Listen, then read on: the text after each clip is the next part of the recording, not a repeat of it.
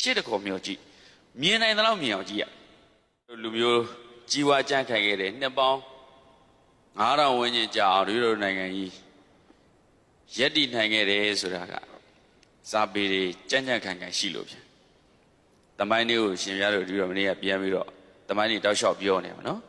တမိုင်းကိုလေးလာတဲ့ကရှင်ပြတို့လည်းနင်းညပြောပါတယ်ရှေးဦးသန်းတို့ကပါတယ်တမိုင်းကိုပါတယ်မအောင်လေးလာ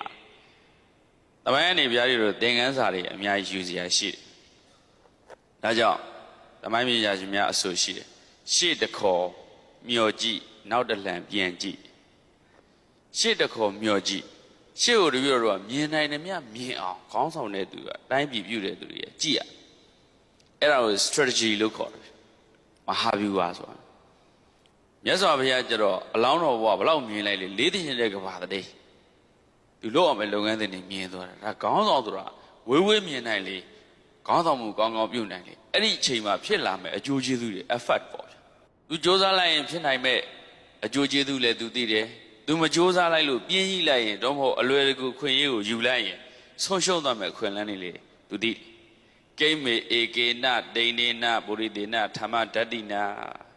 ငါတယောက်တည်းအလူယုံလို့ပဲတော်မလဲငါထပ်ပြီးတော့အရေးချင်းတွေထပ်ဖြိတ်လိုက်ရင်လေးသိရှင်တဲ့ဘဂသိန်းနေဖျားဖြစ်တဲ့အခါကျတော့တပည့်ညုတဘာဗုဒ္ဓတော်တပည့်ရဉာဏ်ကြီးကိုရမယ်ဆိုရင်တန်တာတဲ့တန်တာတွေကိုကနတ်နေတော့လူတွေအကုန်လုံးဆင်းရဲဒုက္ခကနေထုတ်ဆောင်နိုင်လိမ့်မယ်အရှိတခေါ်မျိုးကြည့်မြင်နိုင်သလောက်မြင်အောင်ကြည့်ရ